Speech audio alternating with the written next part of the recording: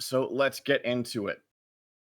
Hi, welcome back to Super Wall Jump, a podcast where we talk to video game creators and developers and everything in between. Here with me today, we have Natasha Watts. Hello. So Natasha, who are you and what do you do?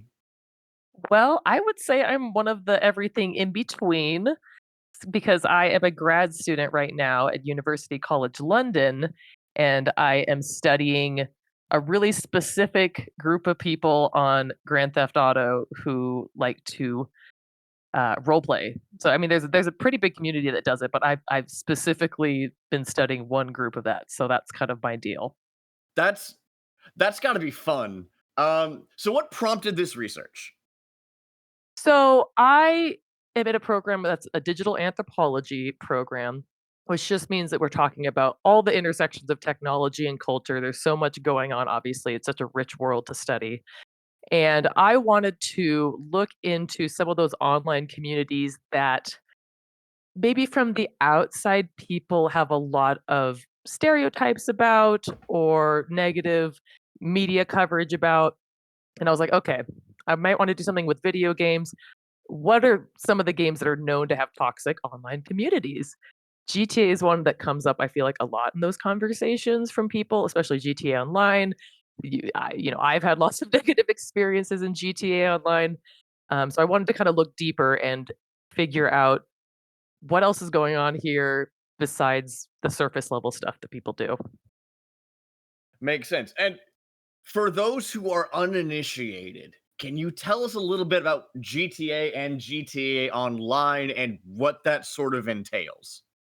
Yeah, I mean, I don't know how simple you want me to go, but like Grand Theft Auto is one of the biggest video game series, one of the most popular ones, one of the best selling in the entire world. It's been going on since the 90s.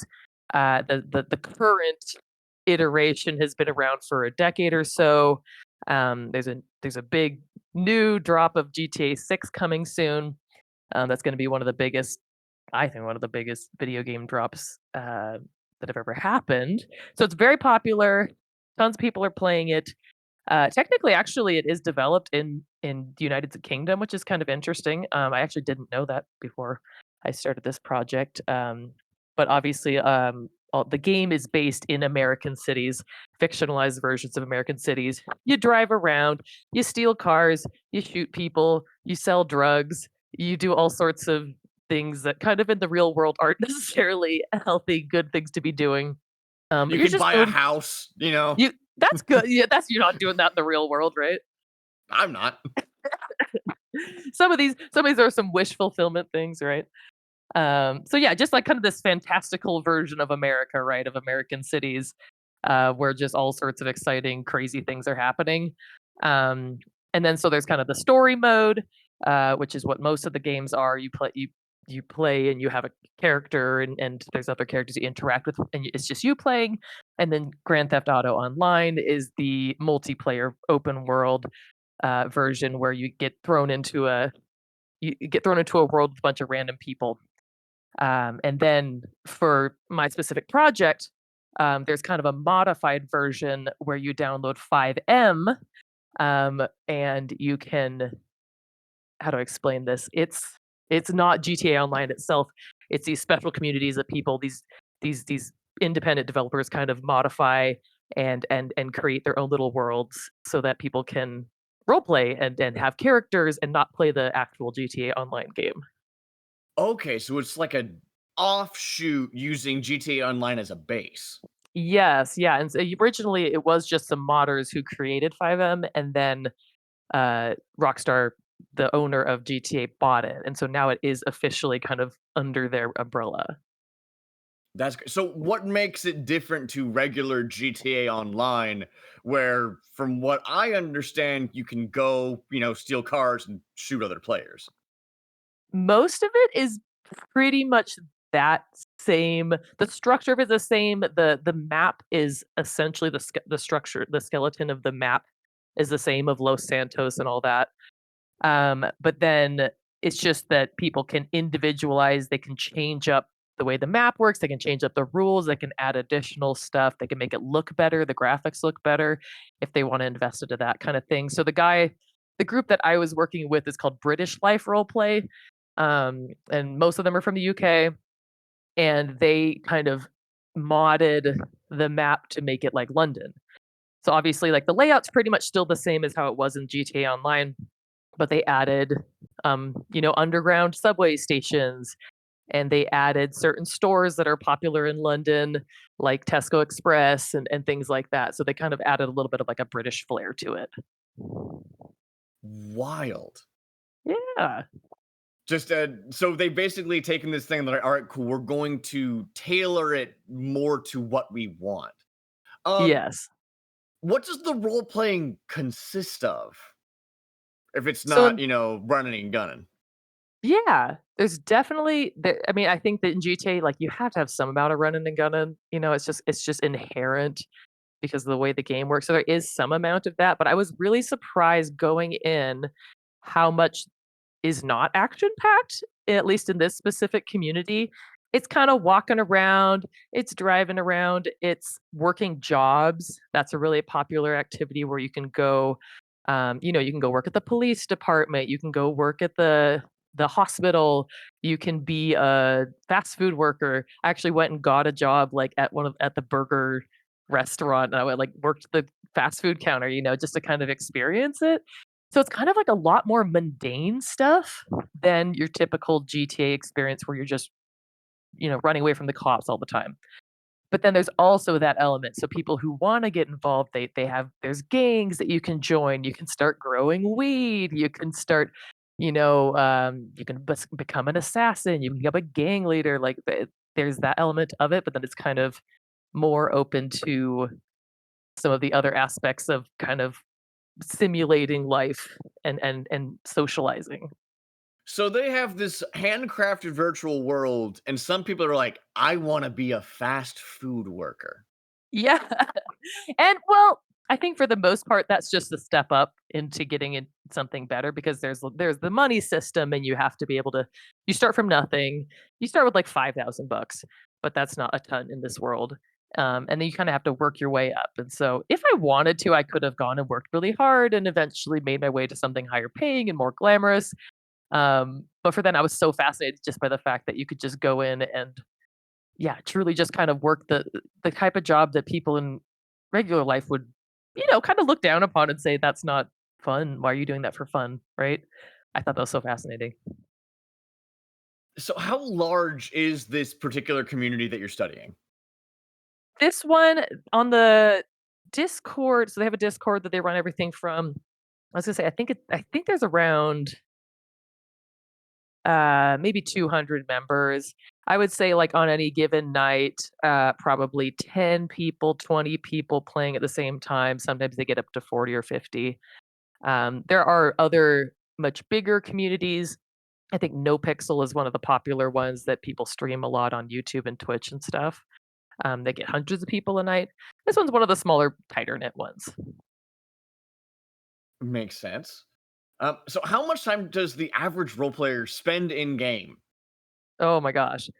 At least in this group, and I think this can track across other communities, a lot of time. That was one of the things that I was most interested by is how many hours are spent in this, and it's not all just, locked in, I'm on mic, I'm playing, I'm really intensely focused hours, but a lot of it's just kind of casual. You're on the server, you're kind of sitting around, but you're doing something else on your phone. A lot of it's just kind of casually wanting to be in the same space as people, but not even necessarily actively engaging. But they have a bot on their server where you can go in and type in your name or anybody else's name actually and see how long people have been spending in total. And several of my participants that I interviewed and worked with, they've been on the server for a year maybe, and they have spent, at least according to the bot, 100 days in the server. So like a And that's like 24-hour 8 hours period. a day. I think it's 24-hour periods. I think it does it by hours. So I think Yeah, that a so if lot it's of it is just like 100 days, it's like yeah. they go to work, they come home, they spend 8 hours Oh, on a yes. virtual world, sometimes having a fake job.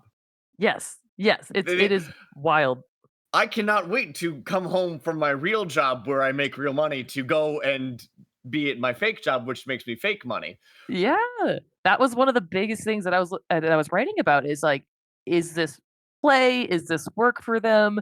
What do they get out of it, right? Because obviously you wouldn't just do that for no reason. So, but it's like, yeah, they put in serious hours.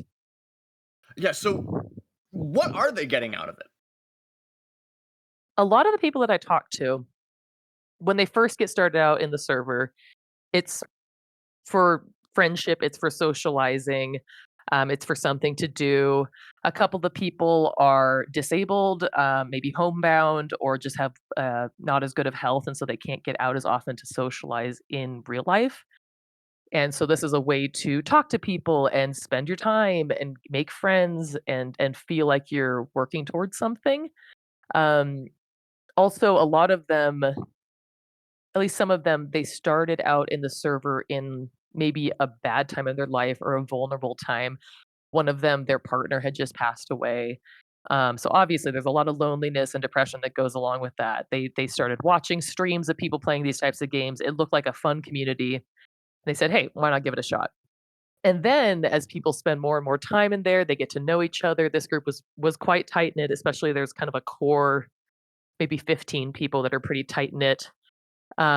Then people start wanting to give back to the server because of what it gave to them. That was a really big concept, was the reciprocity feeling where it's like, "Hey, I was in a bad time. Now I'm in a better place right now. I've got a little more time. I'm mentally a little better. I want to volunteer to help fill the support tickets on Discord, or I want to volunteer to help moderate so that people who are using cheating, mods on the server are kicked out, so people are want to give back because of the social help that it gave them when they first started out." Yeah. You mentioned that someone's partner had died. Do you have any any particular anecdotes of just like, wow, this server did blank for someone? Yeah, I mean, I think that that person is a good example. They are also someone um, who is transgender, and I mean, just in today's society, that's still a difficult way to live and walk around the world.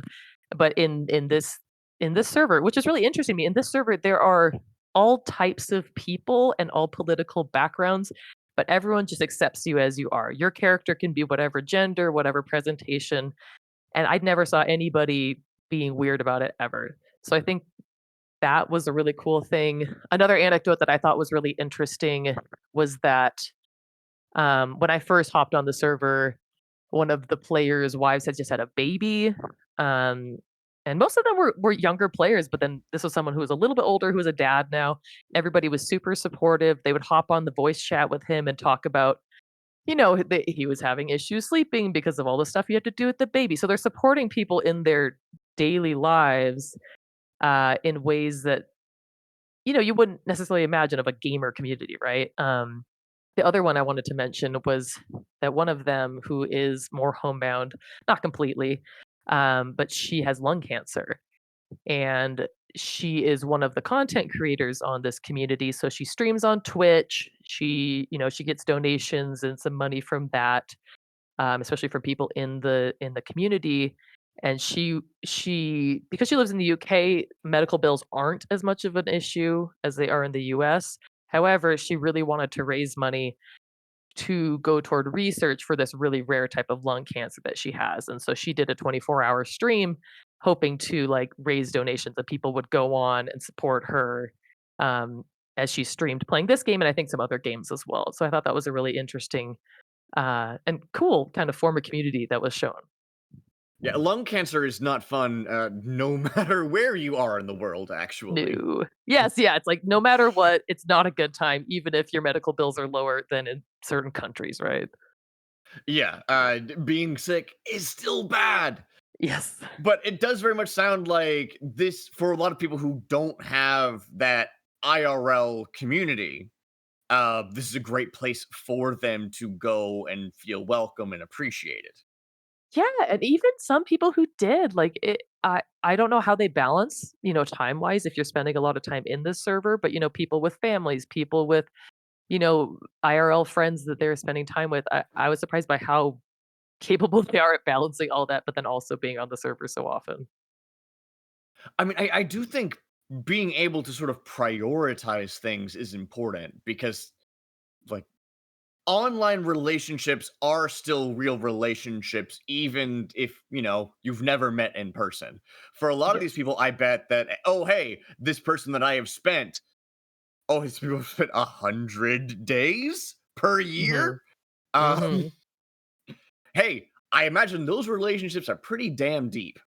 Mhm. Yeah, and it's funny because in academia, I think even in digital anthropology, where that's kind of our bread and butter, some of the older professors, some of the older names just are still kind of like, "Oh, are online relationships real relationships?" But I think to a lot of us who are, like, a little younger, it kinda seems like a given because you've formed so many of those yourself. But that's one of the things that I'm hoping for with writing this is just to kind of show one of the many iterations of, yeah, there's deep relationships here, they're real. Sometimes they spill into real life, sometimes they affect offline life, and even just the concept of saying real life, right? Like IRL is a really commonly used term, and a lot of my participants use that term, but like online life is real in its own way, right? Like it affects reality in so many ways, outside of gaming as well, of course. Maybe we need to change that term to meat space. Oh yes, my meat space friends are I'm hanging out with them today. I like that. I think that's very specific. Yeah, I usually default to like offline life and online life, right? But meat space, I feel like is a little more evocative. It's evocative, it's funny, and I do think that it could eventually be truncated to, oh yeah, I'm gonna go hang out with my friends and meet. And I think that would just conjure some terrible visions Hey, meet my. for the These are older my meat generations. friends. These are my Yeah, meat friends. that sounds great. I would love to introduce my parents to some of my friends, like, oh yeah, these are some of my meat friends. They'd be like, "What are you talking about? Touch grass." Yeah. So digital anthropology is about digital relationships and digital culture, right? Yes. So I hadn't planned to ask this question this soon, but it feels topical and it feels like this is the time for it. Um, do you think a lot of these online communities are related to the death of like IRL or meat space, third space is dying out? Ooh, I think it's so complicated. It's hard to say. I'm sure people who are much smarter than me have kind of drawn connections of, do they cause some of this dying out? I don't necessarily think that, but kind of the correlation causation. It's like some of these things have been built up over the past couple decades as third spaces and other community spaces have died down. Um, but my personal opinion is yes, a lot of these are in response. I mean, obviously, COVID-19, when everything was locked down, is such a like it's kind of a petri dish to demonstrate that if we didn't have the internet when COVID happened, I cannot even imagine what would have happened. Obviously, there were still so many issues with isolation and depression and people struggling with that, but I think the internet for almost everyone gave a way to not just complete keep working, but to not feel alone, to vent, to get emotional support, to be entertained because a lot of us, especially for the first couple of weeks, were just sitting around not really knowing what to do with ourselves without the internet, right? And so I think that makes a lot of sense to me. It was interesting being in London while I was studying this because I'm actually back in the US now, and that's where I grew up. Um, because the types of third spaces there are different than what I was used to. I was actually surprised that the library system, at least where I am in Colorado, is really robust, and that is, for me, the closest thing that I can think of to a good third space for my community is the libraries, where there's events, there's books and knowledge and resources, there's socializing, um, and in London, I didn't find that as well. even though there are so many more people around me. I don't think the library system was as great. Um, and so it just goes to show that depending where you are, you might still have access to some of these third spaces. But I do think that the internet augments and people who live in rural places who don't have anything like that, people who like I said, who can't get out much. I think it's I don't know. I feel like I'm kind of rambling, but yes, I in the end, yes, I do agree that like this is how a lot of people are finding socialization. This is their third space. This is the public space. This is where things happen. This is where obviously social media is a lot where a lot of teenagers socialize now. It's where there's tons happening. It's kind of like you can't even wrap your head around it because it's where so much sociality is happening. Yeah. Listener, if you don't know what a third space is, it's predicated on the idea that there are already two spaces, work and home, and a third space is just a third place you can go and exist. Yep. Um, but a Good to thing like, hey, clarify. yeah, yeah, to clarify, because we've used that term a lot, and you and I both know what the term means, but Yes. like, I think about it like this: every day, 10,000 people are learning about something that is common knowledge. Yes. Yes. You Yeah, and might think, hey, some people don't understand what gas pumps are for, and then they will learn today. yeah. Oh, Oh, third space is such a useful term, right? Like I don't think I learned it until a couple of years ago, and I was like, "Oh, that's kind of putting into words some of this thing I thought was maybe kind of lacking, that this ill, this hurt in society that I was like, "Oh, why are we struggling with this?" I think third space yeah. is super useful. Yeah, because a third space could be somewhere like the library, as you mentioned. For a lot of people, a third space could be a bar or a park. Mhm. It's basically any space where you can go and exist with other people. Mhm. However, due to uh, we could call it the rampant march of capitalism, we could cause it just globalization and all kinds of stuff. The number of third spaces in meat space Mhm. that are free Mhm. are consistently declining. Like, think about a Yes. coffee shop. I'd love to go to a coffee shop and just hang out with my friends. There's Mhm. oftentimes nice seating, good vibes, good atmosphere, but you kind of do have to spend money in order to go there. Mhm. And in a world where inflation is up in every country, not just the US, UK, inflation is bad everywhere. Things are getting more expensive, so you can't just go and hang out at a cafe. And Yep. you mentioned teenagers. Teenagers can't just go and hang out in malls anymore because these days people be like, "Oh, hey, you teens need to stop loitering." Mhm. And so they don't have that space anymore, which Yeah. and that alone has helped give rise to a lot of these online communities because there's just not a lot of places that you can just go hang out with friends. So it's way easier Yeah. to go and spend that time online. Yeah, just go and just, like, be, that's such a good point that you pointed out, like, the loitering stuff, the anti-loitering stuff, and just, like, being outside, for younger kids, we got so rightfully maybe concerned in the 80s and early 90s about serial killers and kidnapping. Like they really were an issue then, and it has gone down since then. But it's like, oh, my kid can't play outside in the front yard. You can't go walk the streets or whatever until you're 18 or something like that. There's a lot of that just insulating and bringing everybody just into their houses. So of course they're going I to find other spaces for that. I need to have a GPS tracker on my kid whenever they go outside on their bike. Yep. Yep. And also, it's important to note that actually crime overall, at least in the United States, is down year over year and has been Mhm. going down for decades.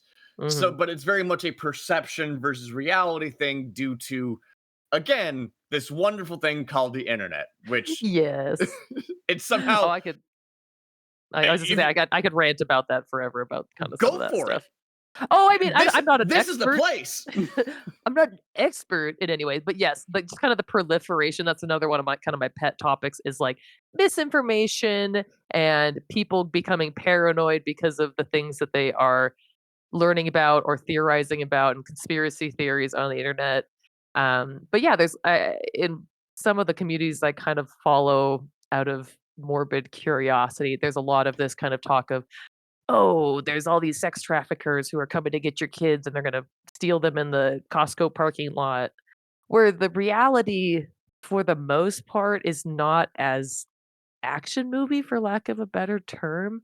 It's family members, it's custody disputes, like, it's not like the it's not the action-packed, exciting stuff, it's, like, the sad, mundane stuff, and, like you said, numbers are down, like, in general, crime has gotten better, random murders has gotten better for the most part. Obviously, like, I can't speak to every single city, but, like, because of social media, you can see every single crime that you can just see all the tragedies happening at once, and it's very overwhelming. Yeah, it's and don't think about true crime podcasts. I need to Yes. learn how to talk. Um, That's not yeah, important for a podcast. I mean, you don't really need it, but it's helpful. Um, but yeah, true crime podcast. Oh, hey, do you want to hear about vicious crime that Mhm. happens really intensely, and we're gonna give you excruciating details? Yep. I No, in reality, most crimes are committed by people you know. Mhm. If someone is gonna stab you, it is most likely gonna be someone you've seen in the last 6 months, as Yep. opposed to just some rando. A guy in a bush And in meat who space. who hangs out in a bush and is like, I can't wait to get stabbing? That in GTA Online, that might be a thing that Yes. happens, but Oh, even yes. then, in GTA Online, people are going to work. Even in GTA Online, Yep. a game which is, not entirely, but probably a little bit about hanging out in a bush and waiting to jump a guy. Yep. Even then, when given free reign, people are like, okay, cool. But what if I stopped at all the stoplights to like Yep. obey traffic Yep. signals? Yep, we obey the traffic signals in British Life roleplay. Unless the cops aren't around, then you can kinda run a few, but yep, it's crazy. Yeah, your average person does not want to go and commit heinous crimes. Mhm. They just don't.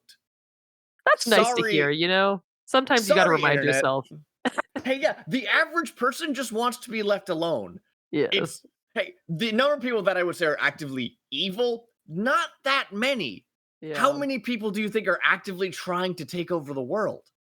People just wanna be Not able to afford groceries, have fun, relax a bit, have some friends and family, We're simple creatures. Yes, and that is reflected in GTA Online. Um, Yeah. have you known any fun love stories that have emerged from these communities? Yes, it's been fun learning about that because people are very intense about staying in character, right? So you create a character in these role play communities that may not be exactly like yourself. Some people are completely different than themselves. Um, and then you go and play out that character's life. So, for example, right at the end, kind of my field work, when it was happening at the end of June, I got this Discord message, and it was the cutest little, perfectly graphic designed wedding invitation. I was so thrilled from Aw. two characters, two of the first characters, the two of the first players that I actually met in the game.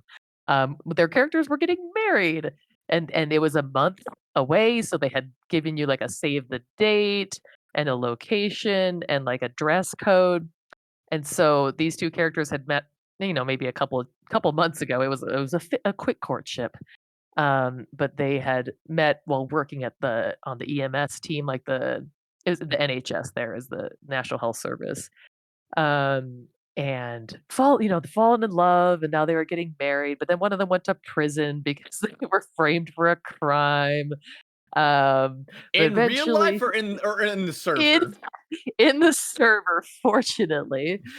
So it was just this fun romantic drama, and they had to get out of prison so they could have their wedding. But yes, I was invited to their wedding, and I went and bought a dress for it, and it was super cute. And but in offline life, I don't know. I mean, I'm not saying any names, so I think this isn't too revealing. But in offline life, they were not dating. I think that they were there's a possibility of it. So I'm curious to see where it goes, where it's like, I think there's kind of something there in their actual, like their actual selves. Like, I think there's some compatibility there. So now I'm kind Mhm. of like, oh, I wonder if this like character romance might lead into an offline romance. I think that would be Like really people who play cute. MMOs that get MMO married, and then it's like, well, I guess I should actually see my digital wife. Yes. And then they meet up, and then it's like, oh, actually, you're way cooler in person than I imagined, and vice Yes. versa. And then, oh, hey, this was what got us together. Yeah, and there were also instances of people who were already dating in offline life, and then they made their characters kind of be that way. I think that was a little bit more common, but I'm such a sucker for romance stuff that I'm like, "Oh, I wonder if this will lead into anything," because it really is like the offline and the online intertwine and affect each other a lot.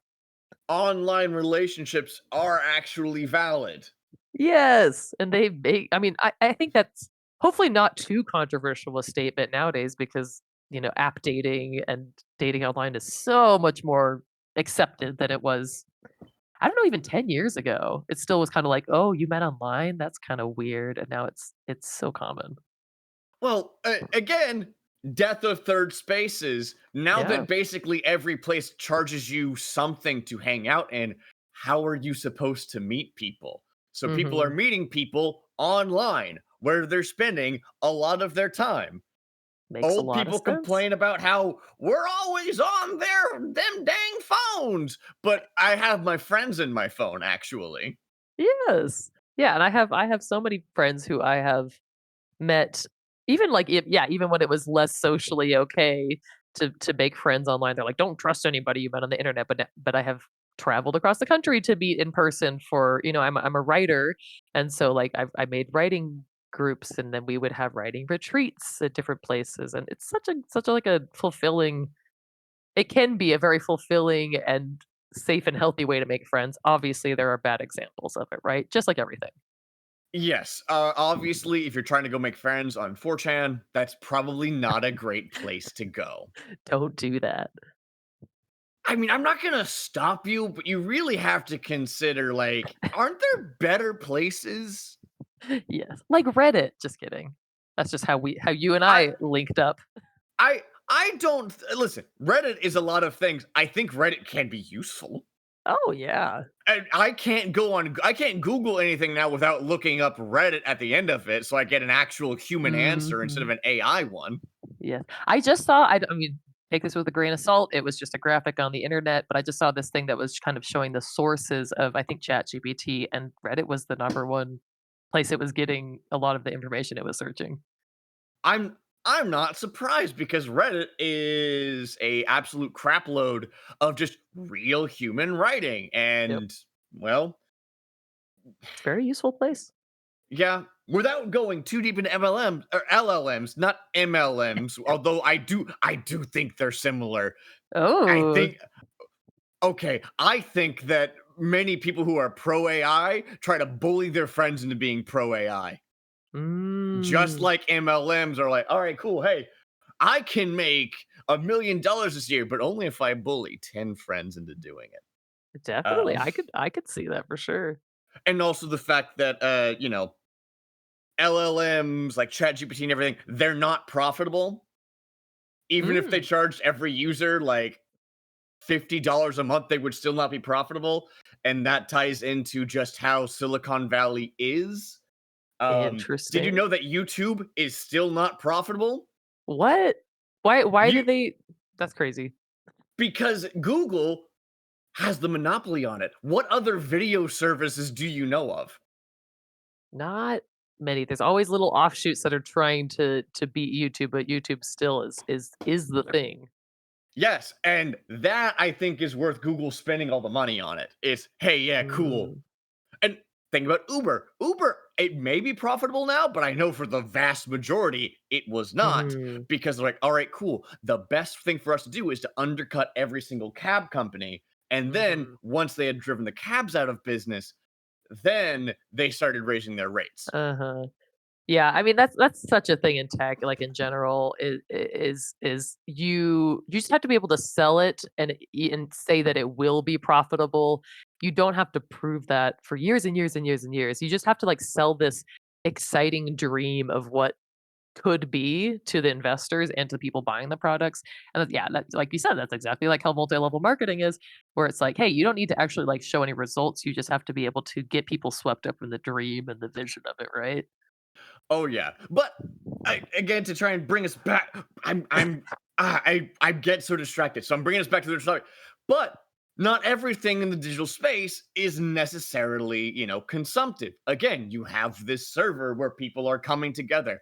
They're giving back to the Mhm. community. They want to build something with people they care about, and the internet allows that to happen. Yes.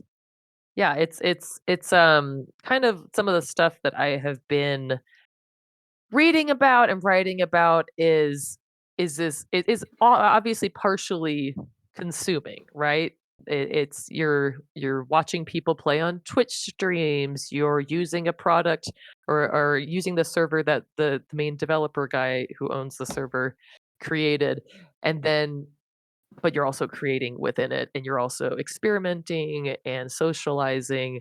There's so many aspects of it. And so people in academia who want to be really cynical and who want to be really Marxist about it, or like very, I don't know if Marxist is the right term, but like there's certain people who want to be really like economic about it and say this is all just them buying into capitalism and they're just slaves in the machine, and they're just giving their money to Rockstar Games or whatever.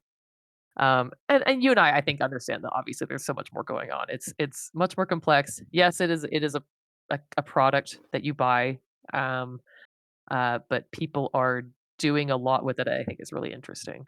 Yes. Hey, if you are getting something worthwhile out of it, I think that paying for a good or service is okay. Yeah, that's I society. I subscribe to Dropout. It's $6 a month, and I get, you know, a lot of content I out of love it. Dropout. But how would you say the community has reacted to GTA 6? I mean, it's hard for me not to get swept up in the hype of it because pretty much anyone that I've talked to has said, "Oh yeah, I'm calling off work for that whole week. I've told my girlfriend not to talk to me." It's very. I mean, it's been years and years in the making. It's been something that was supposed to have come out much earlier. And then the trailer came out and it looks at least like it maybe will deliver on the hype. Obviously, you can't tell that until afterwards, but that just fuels the fire, right? So anyway, everyone I've talked to has been really excited about it. Like it seems like it's going to be a big moment in gaming. Well, that actually wasn't what I was expecting because to me, hearing this is a GTA 5 community, Mm, are they going like are they going to eventually migrate to GTA 6? Is the server going to like decompose because oh, sorry, we're all playing the new game so no one's on the server anymore? that's a good question because I think I think people are taking it. They're assuming it's going to take a while because like the actual game drops, but then who knows what's going to happen with some kind of online version of it, and then with the mods, like how long will it take for those sorts of things to migrate over?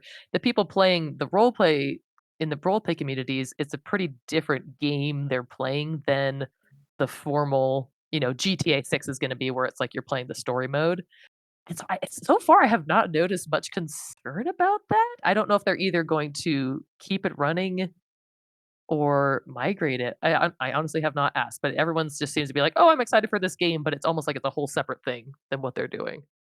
That's fair. That's fair. I mean, I remember, I think, you can correct me if I'm wrong, that GTA came out and then GT Online came out a couple years later, Yeah, as right? far as I remember, I think that's correct. Yeah. So they're gonna have some lead time, but to me, I am a perpetual warrior. I would think, man, I Yeah, really I hope that the friends that I've made don't all leave me for a new game. mhm. It's funny because the friendships are quite deep on this server, but then there is still turnover, and people seem to be used to that people will leave, they'll just go play something else. They might keep in touch, over Discord. I think maybe that kind of alleviates some of that. There's also honestly like inter-community drama and people storming off or being upset or splitting off and starting their own groups. So maybe kind of that aspect helps people be used to the fact that, hey, we're not all going to be necessarily friends forever. And so they're not, they don't seem too worried about it. Yeah, maybe I'm just doom and gloom because I that's Yeah. just who I am. Uh, Yeah. Yeah. I mean, honestly, yeah, some people are just kind of like, I'm here for a good time, not a long time. Obviously, not in life in general, but just, I think people are just like, "Hey, this is a cool community while it lasts." And I think a lot of online communities are like that, where you say, "Hey, I'm happy for this while it lasts. It isn't going to be my entire life that I'm here."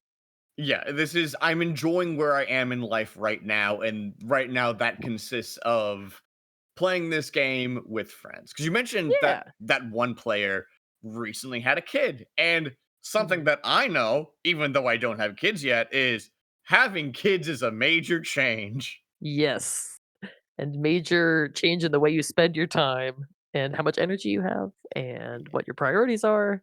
Yeah, it I turns out do have actually you kids, so yeah.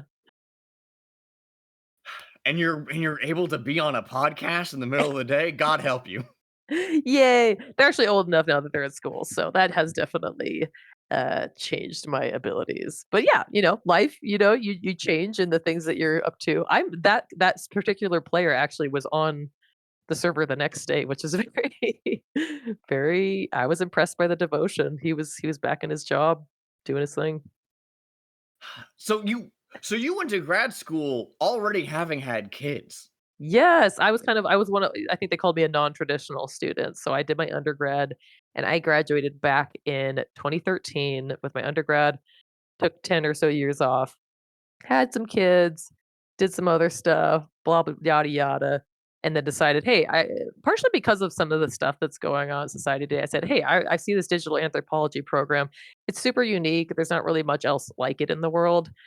I'm gonna drag my family out to London and go study some of the really I think these are some of the most important issues of our time. Maybe not necessarily, oh, a video game community specifically, but just the way that technology and culture intersect.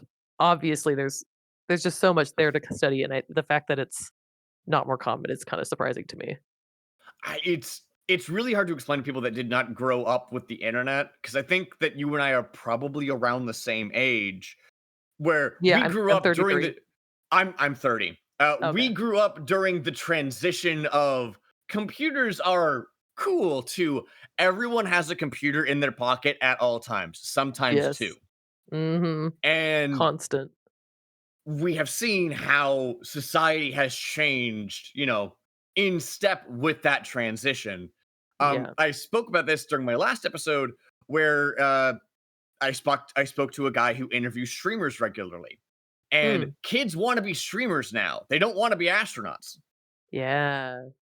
Yeah, it's Why? yeah, I mean, if that's what you grew up watching and that's who you think is cool, it's like, of course you would end up wanting to do that. It looks fun, right? Like, Yeah, it looks like a really fun job. culture is no longer just on the TV or people you know. We are Mhm. constantly being exposed to complete random people online Mhm. constantly. Yes, yes, and And you say, not "Oh, even these are my friends," even if they've never spoken to you. yeah, and also they're like we don't even have a lot of control over what we get shown. Mm. I enjoy working out. So I am now getting tons of random fitness influencers that are trying to say being on steroids is good. And I'm like, I no, I don't No, I believe don't that think at all. so. I think that that's incorrect, but also why am I getting surfed that? And what Mhm, about a 16-year-old boy who mhm. gets shown that? Yes, Because I've exactly. like, hey, I think understanding how online communities work and how the digital world works is very helpful considering like where the world's going. Yes. Yeah, and there's, like, so many smart people probably doing the psychology of that and studying all these other aspects, but I think that, like so digital anthropology, it's all about, like, going in there and actually participating with people and talking to people and being kind of one of them, and yeah, if you want to figure out what's going on in a 16-year-old's brain when he's getting served this content about steroids, one of the great ways to learn about it is go talk to him and go figure out what's going on. It's yeah, it's everyone's freaking out about everything with that type of, radicalization and misinformation and kids online and what they're learning and what the algorithm is serving them. And I think from every academic angle, every social commentary angle, we should all be kind of looking at it and trying not to get too fear mongering. That's the other thing that I'm pretty into. It's like, yes, there are scary things happening, but if you're just going to fear monger the whole time and make everybody scared, I don't think you're going to make any effective change necessarily. Yeah, because on the one hand, yes, you have stuff like that, but you also have people. I also get fed tons of cat videos every day, and I will say that has helped my mood considerably. And now you're going to turn into a cat. No, I'm going on the record, listeners. I am not a cat boy, You're and not going if to you be. if you don't know what that means, aka my parents, do not look it up. Don't even worry about it. Just forget that ever happened. Yeah, just continue listening to the rest of this episode and smile and nod. Uh, but again, yeah, we have that. We also have people forming lifelong communities and friendships and finding love Yes. because of online communities. So it just like anything else in the world, it is a tool. Dynamite was first invented to help with mining. Mhm. Like it was not meant to be a weapon. Mhm. And everything is in how it's used. Yeah, and Well, I most mean, things. you can argue, I don't know if it's capitalism that kind of pushes things towards becoming weapons or something like that, but there's definitely some kind of driving force that, yeah, it's like, "Oh, we made dynamite for mining. Hey, eventually let's use it to harm people. Oh, we invented such and such for space travel. Let's use that for the military." There's definitely that trend, but there also, like we kind of established, like there's a lot of people who just want to do a burger job in GTA. There's a lot of people who just wanna have fun, be creative, and I think that there's use to talking about that and looking at that kinda thing. Yeah. Again, as we mentioned earlier, most people aren't evil. Most Yes! people just want to hang out and enjoy their time. I like that. I'm glad. That's a good reminder for everybody, including myself. Yeah.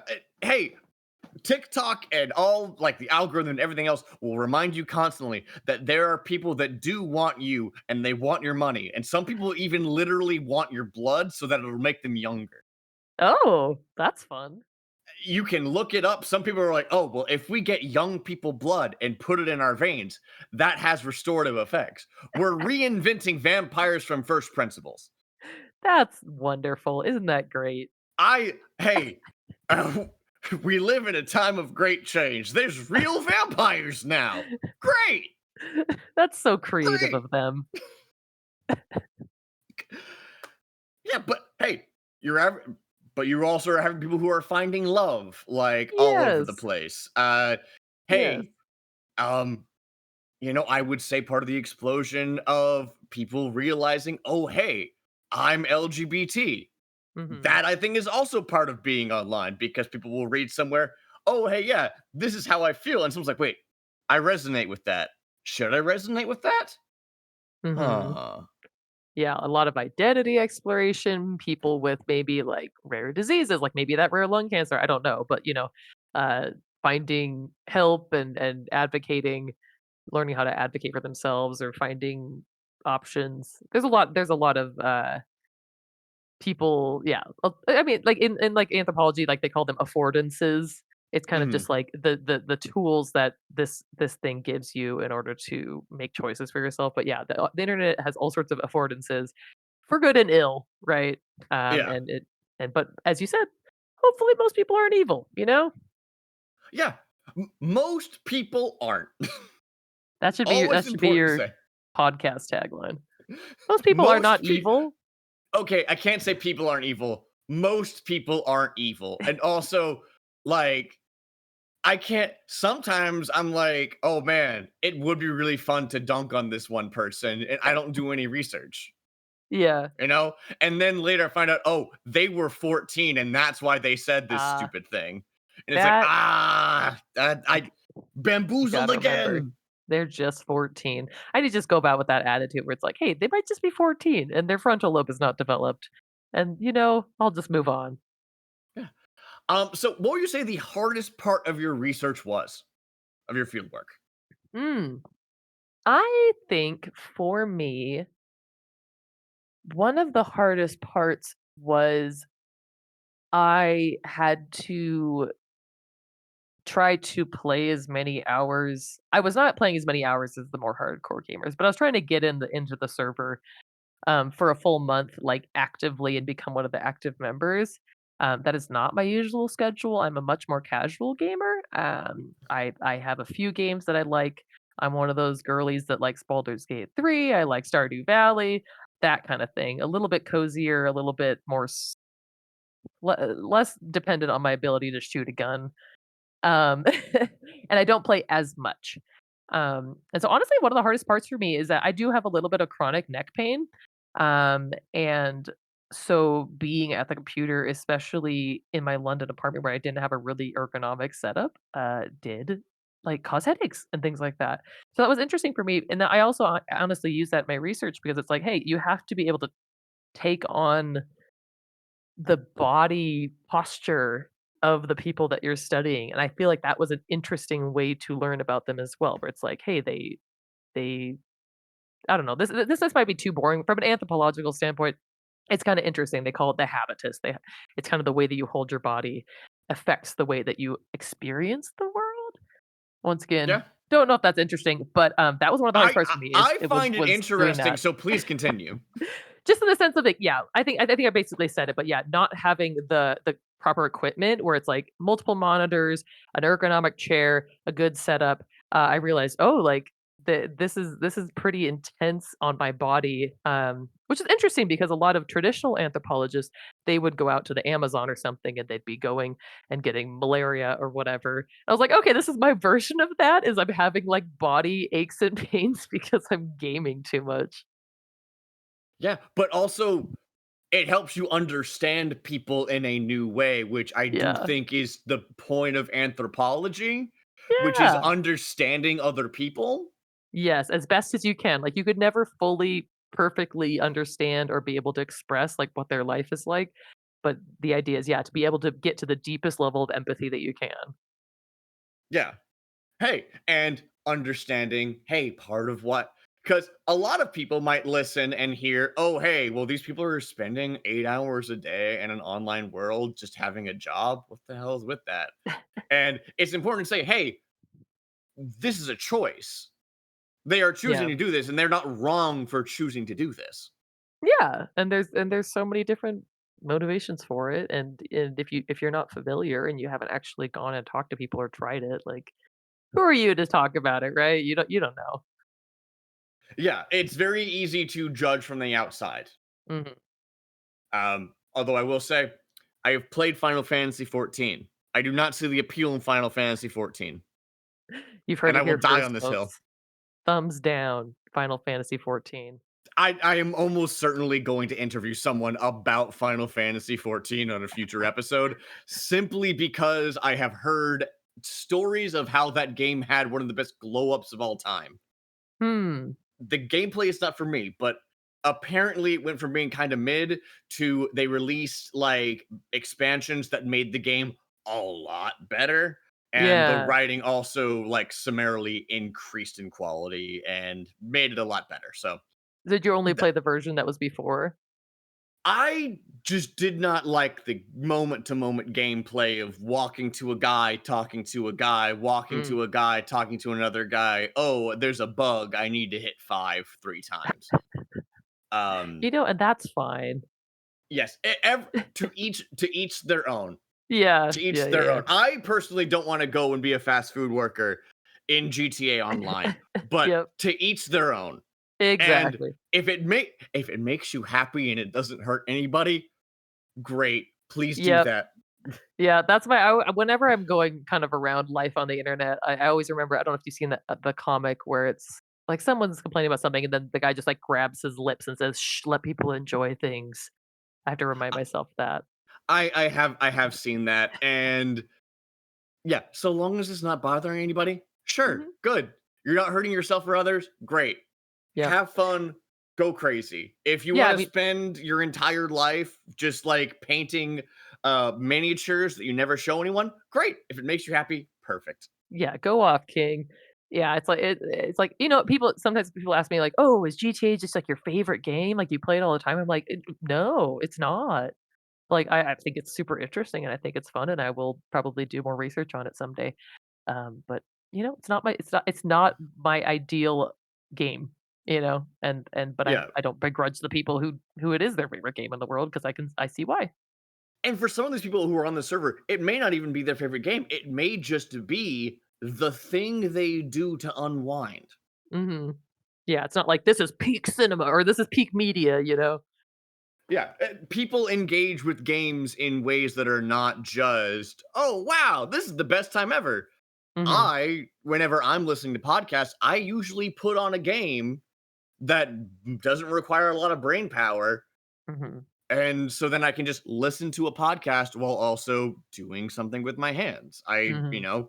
Realized that that's how I liked listening to podcasts when I was long distance with my wife who lived in Mhm. Florida and I had to drive 8 hours each way. Oh, It's wow. like, oh, yeah. Hey, wow. I love being able to listen to stuff, but have something for my hands to do so that I don't fall asleep. Yeah, that'd be good. I guess when you're driving especially. Yeah. And I listen, my now wife is very happy that I did not crash and die on any of those drives. Yeah, that would've been a real bummer. I do think it would have been bad. It's like, "Oh, where is he? I thought he was gonna be coming today. Oh, Dude, is he podcast mad at saved your me?" life. Yeah, listen, hey guys, this is my official recommendation for friends at the table. Um, it's a tabletop game playing podcast. It's Ooh. fun. It's pretty dry, but like in a good way. Hmm. They will never play D&D. They only play games that are not D&D. That's probably fine. There's enough D&D podcasts out there. I do enjoy them, but there's enough. I've I've listened to many D&D podcasts and I've played D&D for about a decade. Um, I get it. Yeah. I get Yeah. D&D. There are so many other games that do better stuff. But Mhm. we are fully into just like going off the rails territory. Yay. So if people want to hear more from you or learn more about your thesis or anything like that, where can they go? Where can they find you? Ooh, that's a good question. I think I'm mostly I mean, this is kind of cringe, but, I'm mostly on Blue Sky, I would say, for anything related to my academic stuff.